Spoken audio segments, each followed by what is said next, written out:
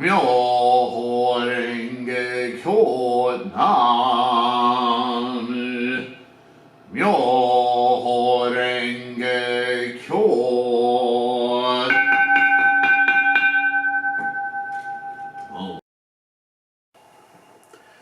Good morning, everyone. It's a beautiful sunny day today.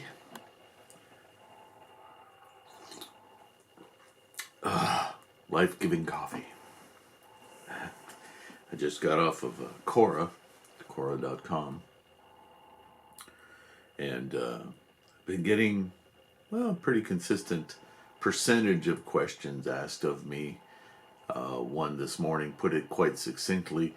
Who is the predominant deity in Buddhism? I understand why we still live in a world in the 21st century where such a lack of good information about Buddhism exists, certainly in the West. It just means that we have our work cut out for us. We need to educate people, whether or not they become fervent practitioners, involved, engrossed practitioners in Buddhism, in Nichiren Buddhism, or avid studiers of the Buddhist scholarship. That's up to them. But what's on us is giving them a fair opportunity to at least know the nature of the information that's available to them. It's everywhere. But people haven't changed much in 3,000 years. We're basically lazy. And unless somebody entices us, shows us something that interests us, influences us properly, we just won't do it. Not a lot of self-starters. That's just the human condition, right? All right, so let's move on.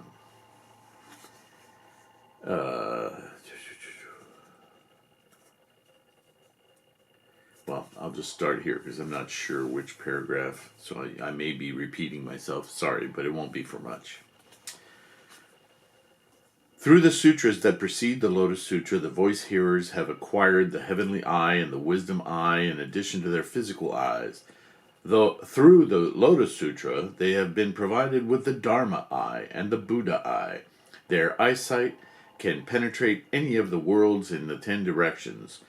How then could they fail to see me, the votary of the Lotus Sutra, right here in the Saha world?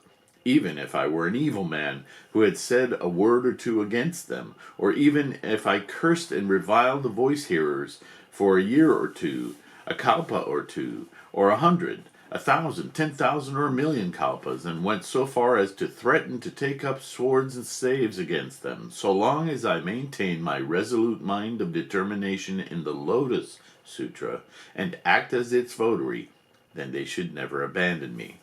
So, you understand all these different eyes, and voice hearers, that's people of learning. That's, in modern times we have the 10 worlds and the world of learning and realization. Learning is the voice hearers, right?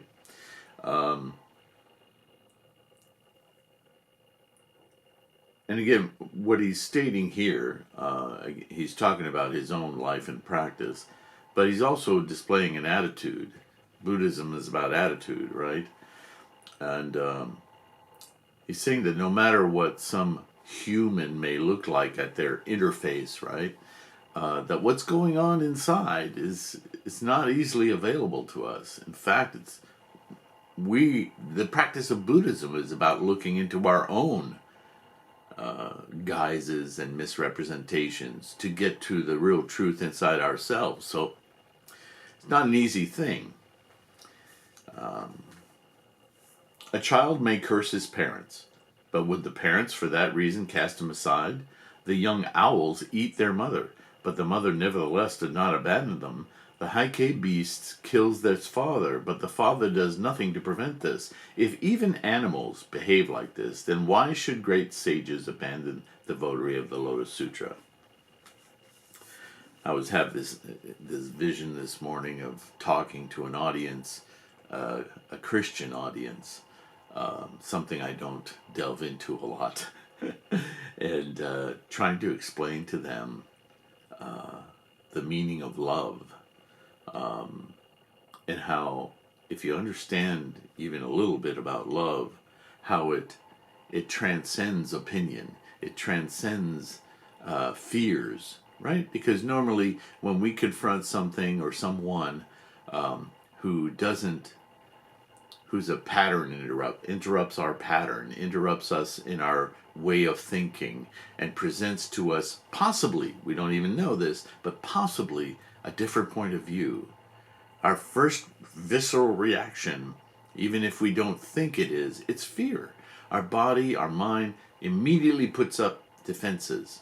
Oh, this is a bad person. This is a person I'm not going to like. Whatever this person says, I can't agree with it. All of these little voices and monsters, monkeys, come up out of nowhere, and whether we pay attention to them specifically or not, they're there. You feel it. And this is what Nichiren is touching on here, is that if you can develop a mind of clarity, strip away that barrier, then everyone becomes a very clear version of yourself, really. We're just human. You know? We're not going to eat one another. The four great voice hearers in the passage that expresses their understanding proclaim, quote, "Now we have become voice hearers in the truth. For we will take the voice of the Buddha way and cause it to be heard by all. Now we have become true arhats. For everywhere among the heavenly and human beings, devils and brahmas of the various worlds, we deserve to receive offerings. The world-honored one, in his great mercy, makes use of a rare thing, in pity and compassion, teaching and converting, bringing benefits to us, in numberless millions of kalpas. Who could ever repay him? Though we offer him our hands and feet, bow our heads in respectful obeisance, and present all manner of offerings, none of us could repay him. Though we lift him on the crown of our heads, bear him on our two shoulders, for kalpas numerous as Ganges sands, reverence him with all our hearts, though we come with delicate foods, with countless jeweled robes, with articles of bedding, various kinds of potions and medicines, with ox head, sandalwood, and all kinds of rare gems, constructed memorial towers, and spread the ground with jeweled robes. Though we were to do all this by way of offering for kalpas numerous as Ganges sands, still we could not repay him." End quote. In the various sutras preached during the earlier period of Buddha's teaching life, which have been compared to the first four flavors, the voice hearers were depicted on countless occasions as being subjected to all kinds of abuse and shamed before the great assembly of human and heavenly beings. Thus we are told that the sound of the venerable Mahakyashapa, weeping and wailing, echoed throughout the major world system. That the venerable Subhuti was so dumbfounded that he almost went off and left the alms bowl he had been carrying. That Shariputra spat out the food he was eating, and that Purna was berated for being the kind who would put filth in a precious jar. When the world-honored one was at Deer Park, he extolled the Agama Sutras, and enjoined his disciples to rely on the 250 precepts as their teacher, warmly praising those who did so, and yet before long, as we have seen, he turned about and began condemning such men. He is guilty, we would have to say, of making two different and completely contradictory pronouncements.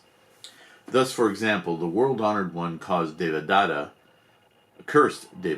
saying, quote, "You are a fool who licks the spit off others," end quote. Ouch. Devadatta felt as though a poison arrow had been shot into his breast, and he cried out in anger, declaring, quote, "Gautama is no Buddha. I am the eldest son of King Dronodada. the elder brother of the venerable Ananda, and kin to Gautama. No matter what kind of evil conduct I might be guilty of, he ought to admonish me in private for it, but to publicly and outrageously accuse me of faults in front of this great assembly of human and heavenly beings, is this the behavior appropriate to a great man or Buddha?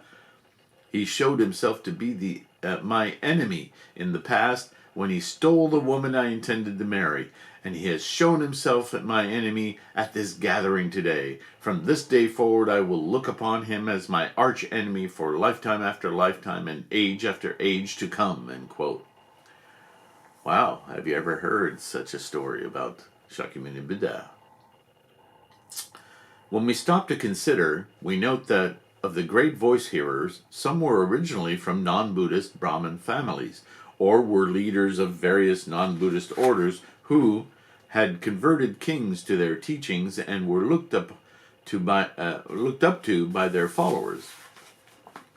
Others were men of noble families or the possessors of great wealth, but they abandoned their exalted positions in life, lowered the banner of their pride, cast off everyday clothing, and wrapped their bodies in humble, dingy, hued robes of a Buddhist monk.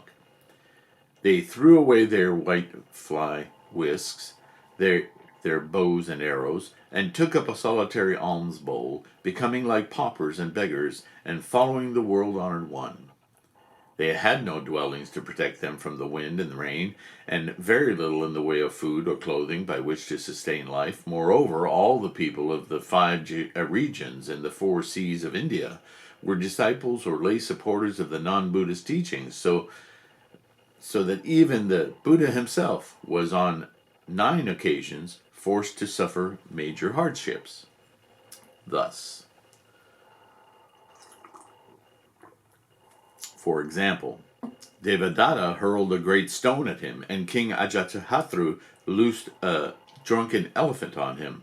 Failing to receive alms from King Agnidatta, the Buddha was forced to eat horse fodder, and at the Brahmin city he was offered stinky rice gruel. Again, Chincha, the daughter of a Brahmin, tying a bowl to her belly, claimed to be pregnant with his child.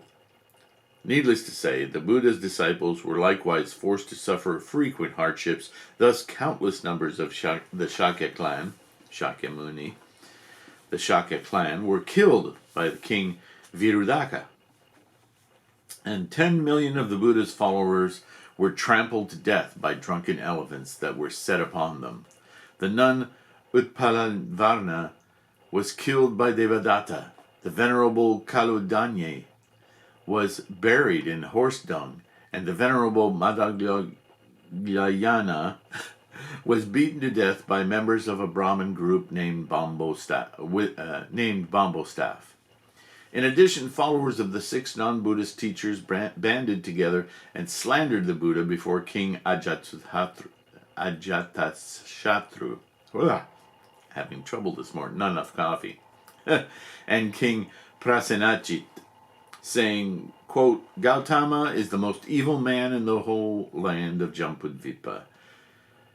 Wherever he may be, the 3 calamities and 7 disasters rampage without fail, as the numerous rivers gather together in the great sea and groves of trees cluster on the great mountains, so crowds of evil men gather about Gautama. The men called Mahakyashapa, Shariputra, Madhagayana, and Subhuti are examples.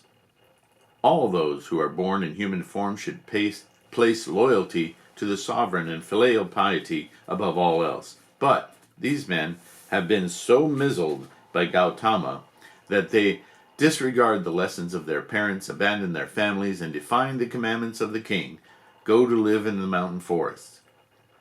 They should be expelled from this country. It is because they are allowed to remain that the sun, moon, and stars manifest sinister phenomena, and many strange happenings occur in the land." And this starts to drift into his political activism, right? But he's making the point about human nature and governance and how we govern ourselves as well as others, and things we overlook in what we feel are our justified actions. So I'll continue. The voice hearers did not know how they could possibly bear such persecutions. Then, as if to add to their hardship, the Buddha himself began to denounce them. They found it difficult to follow him, now and then hearing him condemn them repeatedly in great assemblies of human and heavenly beings, and not knowing how to behave, they only became more confused. Yes, we're getting to a resolution. On top of all this, they had to face the greatest hardship of all, as revealed in the Vimalakirti Sutra, when the Buddha addressed the voice hearers, saying, quote, "Those who give alms to you are cultivating for themselves no field of good fortune. Those who give alms to you will fall into the three evil paths." End quote. These words were spoken when the Buddha was staying at Ambapali Garden. The Brahma, Shakra, the deities of the sun and moon, the four heavenly kings, and the heavenly gods of the threefold world, along with the earthly gods, dragon gods, and other beings as numerous as the sands of Ganges, had gathered in this great assembly when the Buddha said, quote, "The heavenly and human beings who give alms to Shibhuti and the other monks will fall into the three evil paths." End quote. After the heavenly and human beings had heard this, would they be likely to go on giving alms to the voice hearers? It would almost appear as though the Buddha were deliberately attempting through his words to inflict death upon those who upheld the two vehicles, learning and realization. The more sensible persons in the assembly were, no doubt, repelled by the Buddha's actions. Nevertheless, the voice hearers were able to obtain enough of the alms given to the Buddha to keep themselves alive, meager though the amount was. Now, I know we've talked about a lot of gods here. I'll reiterate this one more time, in this video anyway. These are all folkloric representations of personages, right? The human and heavenly beings. The heavenly beings being our mental influences. They're not actual people in the sky, okay? They're mental personages that operate and influence our thinking. I've said enough on that, but just a reminder. When I consider the situation, it occurs to me that if the Buddha had passed away after preaching the various sutras delivered in his 40 and more years of his teaching life, and had not lived to preach the Lotus Sutra in the following 8 years, then who would ever have offered alms to these venerable ones? They would have been living in the realm of hungry spirits, the world of hunger. But after more than 40 years of preaching various sutras, it was as though the bright spring sun emerged to melt the frigid ice, or a great wind arose to dispel the dew from countless grasses. With one remark, in one moment, the Buddha wiped away his earlier pronouncements, saying, quote, "I have not yet revealed the truth." End quote. So what was he doing? He was trying to get these followers who were very dedicated to them. I doubt that he would have just said those things to any passerby. This was specifically to Subhuti and Shariputra and the others, because he knew that if he didn't create conflict in their mind, they wouldn't self-analyze. They wouldn't realize their own true natures.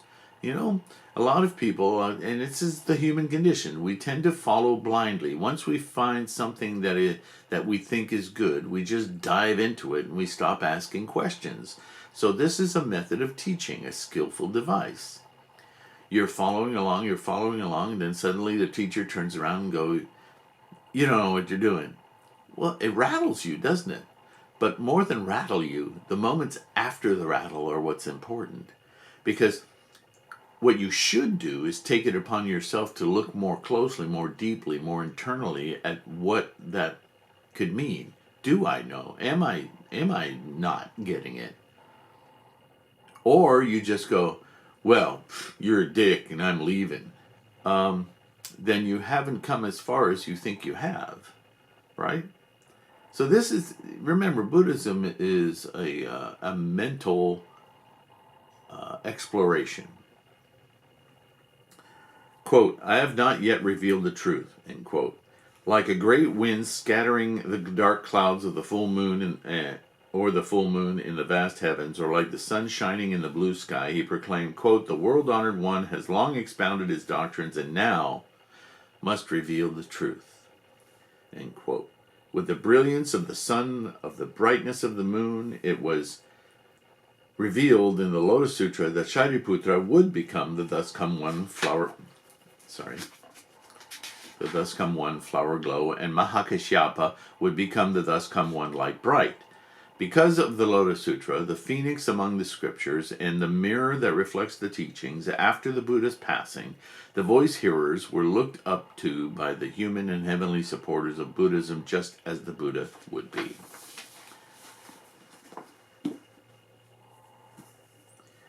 If the water is clear, then the moon will not fail to be reflected there. If the wind blows, then the grasses and trees will not fail to bow before it. And if there is a votary of the Lotus Sutra, then the sages, voice hearers, should not fail to go by his side, to his side, though they might have to pass through a great fire or make their way through a great rock to do so. Though Mahakashyapa may be deep in meditation, he should not ignore the circumstances. Why does he do nothing about the situation? I am completely perplexed. Is this not the last 500-year period? Is the prediction that the Lotus Sutra will spread broadly, widely, mere nonsense? Is Nichiren not the votary of the Lotus Sutra? Are the voice hearers protecting those who disparage the Lotus Sutra as a mere written teaching and who put forth their lies about what they call a special transmission? Special transmissions. We hear a lot about that in certain current sects. Are they guarding those who write, quote, "discard, close, ignore, and abandon," end quote, urging people to close the gate to the teachings of the Lotus Sutra and to throw away its scrolls, and who cause the ruin of the temples dedicated to the practice of the Lotus Sutra?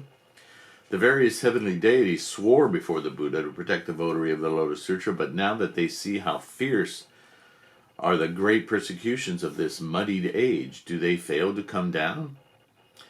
The sun and the moon are still up in the sky. Mount Sumeru has not collapsed. The ocean tides ebb and flow, and the four seasons proceed in their normal order. Why then is there no sign of aid for the votary of the Lotus Sutra?